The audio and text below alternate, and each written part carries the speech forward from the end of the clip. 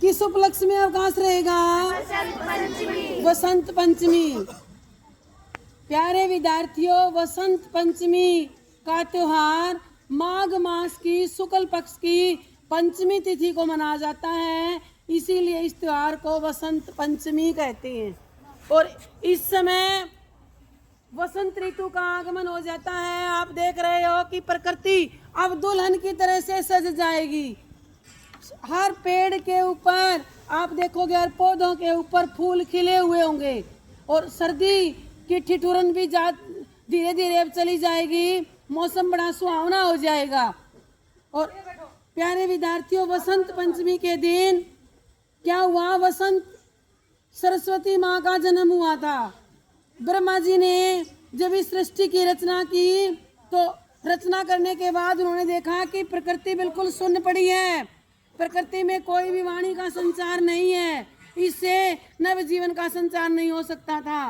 फिर ब्रह्मा जी ने अपने कमंडल से पानी का छींटा दिया और तब क्या हुआ कि सफेद साड़ी में वीणा हाथ में लिए हुए सरस्वती माँ प्रकट हुई और उन्होंने पूछा कि हे भगवान, मेरे लिए क्या आज्ञा है? तब ब्रह्मा जी ने कहा कि इस निरस ब्रह्मांड में तुम वाणी का संचार करो, तुम अपनी वीणा के तारों को झंकृत करो, वीणा बजाओ ताकि हमारी सृष्टि के अंदर वाणी का संचार हो। और जैसे ही प्यारे विद्यार्थियों सरस्वती माँ ने अपने वीणा के तारों को झंकृत किया, वीणा बजाई, वैसे ही पूरी प्रकृति में स्फूर्ति आ जाती है, वाणी का संचार पूरे ब्रह्मांड में हो जाता है। नदियाँ और झरने कलकल करके बहने लगते हैं, पक्षी कलरव करने लगते हैं, हवा साए साए करने लगती है, करके चलने लगती है और मनुष्य को विवेक और कला और ये विद्या की देवी है उसका ज्ञान हो जाता है और इस प्रकार एक नव जीवन का संचार होता है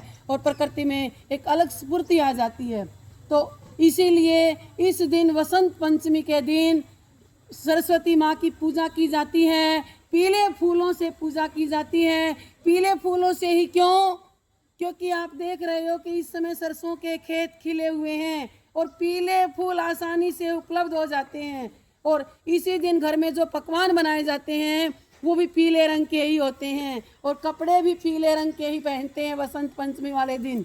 और प्यारे विद्यार्थियों, किसानों के लिए इस त्योहार का बड़ा महत्व है क्योंकि उनकी सरसों की फसल भी पक चुकी है, कुछ समय में पक जाएगी और आगे आने वाले जल्दी ही गेहूं और जौ की फसल भी पक जाएगी। और किसान के लिए फसल का बड़ा महत्व होता है क्योंकि उसी से उसकी आजीविका चलती है, इसीलिए किसान भी बहुत खुश हैं और पूरी प्रकृति दुल्हन की तरह से सज जाएगी, सर्दी की ठिठुरन दूर हो जाएगी, मौसम सुहावना हो जाएगा, प्रकृति के कण कण में प्यारे विद्यार्थियों नव जीवन का संचार होगा।